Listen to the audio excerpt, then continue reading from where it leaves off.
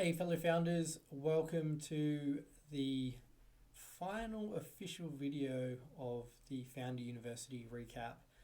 The 12-week program has well and truly concluded now, and the opportunity to pitch the launch team has also passed, and that was what I was involved with this week, and I'll be sharing some insight on that. And now, really it's await and see if you are one of the lucky few selected to have the opportunity to pitch Jason directly. My understanding is it'll be up to around 20 startups who get that opportunity.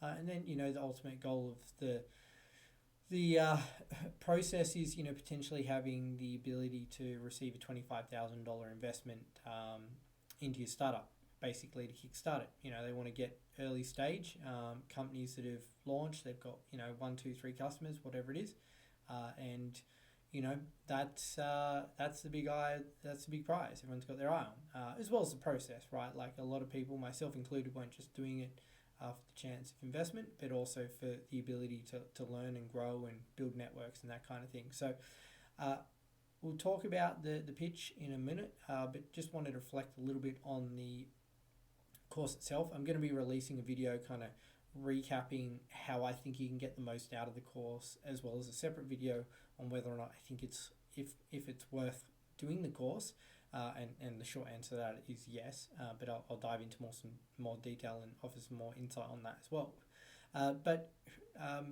It's kind of one of these bittersweet moments that the course has come to an official conclusion. I'm sure a lot of the founders in the program will now go off and do their own things, some successfully, some not. That's the nature of the game. I, for one, am definitely keen to remain involved with Founder University and stay active in the community so we don't lose access to the community and the platform that they run Founder University on. So, definitely keen to see kind of who comes after us in cohort 4, cohort 5, cohort 6, etc. as it keeps going on. I've always had a real passion for early stage entrepreneurship. There's something really exciting, I think, about that first, I don't know, let's call it, 1 to 12 month period of a startup. It's, really exciting trying to figure out how to build a product, launch a product, market a product, get customers, get more customers. And I think I've mentioned in these videos a couple of times that I've mentored at the University of Sydney here in Australia to student entrepreneurs, and I just love it. I always have. So I enjoy being close to that birth of a startup and the genesis of ideas. So definitely keen to see if there's an opportunity to network with any people coming into the new cohorts. We'll see. Where was I going? Sorry, it's 8:16 p.m. at night on a Sunday here in Australia. So it's been a long week. Anyway, what was the main point of this video, and that was really to talk a little bit about the presentation and the pitch that we had the opportunity to do. So on Tuesday, my time, got up at 4 a.m, 4:30 start, 5 a.m. started to pitch, and had the opportunity to pitch some of the launch team members, as well as a founder who's previously been backed by Jason and the Launch Accelerator. So had the opportunity to meet Kate, Amber, Andre, and Presh. Sorry, I got their names written down there. I didn't want to forget anyone's name.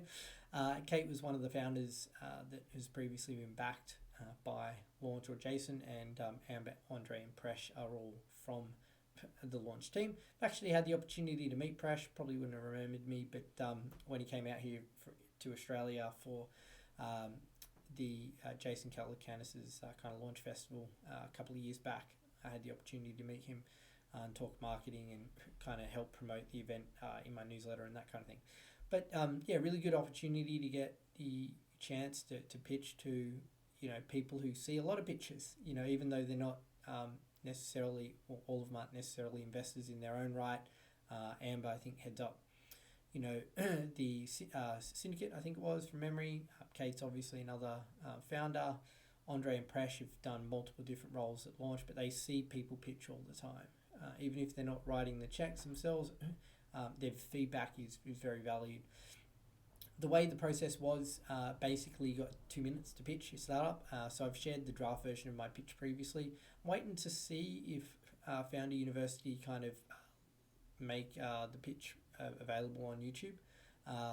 And if it does, I'll kind of share that. If not, I've basically re-recorded it just myself. So I'll share the final version because there were some tweaks that were made.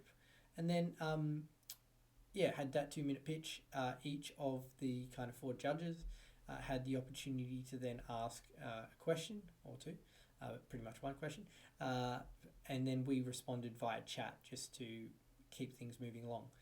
So I was within the 2-minute time limit, didn't get cut off or anything like that. I practiced it, dozens and dozens and dozens of times. So basically I knew that it was between like 1:58 and 2:03, depending on how quick I talked.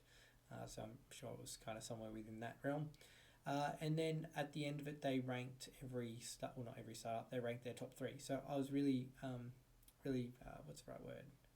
Really pleased, I guess, that out of everyone, I did actually manage to get 2 people who put me down as their first choice.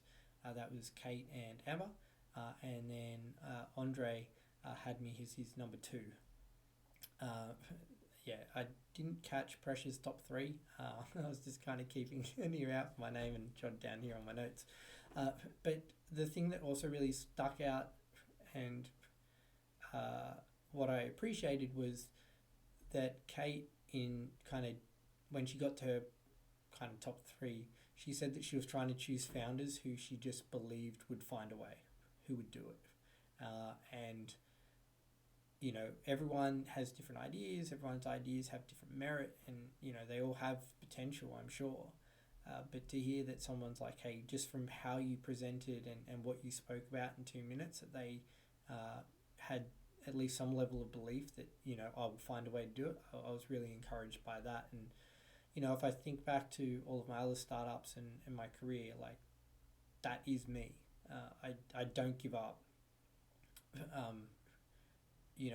I always say to people, like, I can do a lot with a little. All of my startups in the past, none of them have been venture funded, but I've made the money that I've put into them go a hell of a long way and achieved quite a lot with quite little. So to kind of hear that, I thought was a little bit of validation of how I view myself and what I kind of focus on. I didn't actually write down any of the other startups that kind of ranked highly. I think Peekaboo was mentioned a couple of times. They're doing like a newsletter subscription platform for the creator economy, and I'm trying to think. Thirst and Growl, which is a food truck mapping platform or ability for people to find food trucks in the area. They were also mentioned, but again, I can't remember the rankings. I should have written them down. Maybe they'll release it a little bit later on. I can share that with you all. But there are a couple that did come to mind. Anyway, what does that mean then for this channel? Because obviously Founder University is finished. I know hundreds of people don't watch this. It's only literally a handful of views on each video. But I have always believed in this process of transparency and sharing. And often people write, whether it's a news article or a blog post or autobiography, a book, whatever, they write it after the fact, right? And everyone's memory is obviously a little hazy, and there's also the ability to write things in a certain way so that they come across maybe better than they were at the time. And part of me doing this video is to share, like, literally week by week, what happened, what I'm thinking about, what challenges I have, what worked, what didn't work, how many customers, so that there's no ability to rewrite history. It's here, it's on the internet, it's recorded, and that's the focus. So moving forward, instead of a Founder University recap, we're going to be doing a Founder vlog. I'll talk about what I'm doing, what's working, what's not working, and that kind of thing. And with my previous startup, Task Pigeon, since been acquired, it's called Taskly Hub. I don't really like that name, but if you're looking for it, that's what the new owner kind of rebranded it to. I did write as a transparent startup. I shared all of my revenue numbers. I wrote what was working, what wasn't working as a blog. It takes a little bit more time to do that. I do want to get my blog going again, but for now I'm just going to be doing these videos. So if you want to really see the behind the scenes of a startup, literally from day one, right? Like I started this video series when I started Founder University. The product went live during Founder University. You know, I'd started coding a couple of weeks beforehand, but like there was nothing in the wild. We didn't have any customers. So it really is a, day one or day zero recap. And the founder vlog is going to continue that. I don't know if I'll do it every Sunday or if I'll do it on different days or whatever. I have to do it outside work hours. Obviously, I have to, do it after work, before work or something. But that's the plan. So if you're interested, hit subscribe, turn on the notification bell, and who knows what we'll be talking about in 6 months, 12 months, a year's time. As I mentioned, I will do a recap video of Founder University, and I'll also do a video saying, hey, should you actually apply for Founder University? And again, the short answer to that question is yes. The long answer is also yes, but I'll provide a little bit more nuance and detail around who's best placed, I think, to apply for it and who would get the most value out of applying for it. But until the next one, thanks for watching, and catch you later.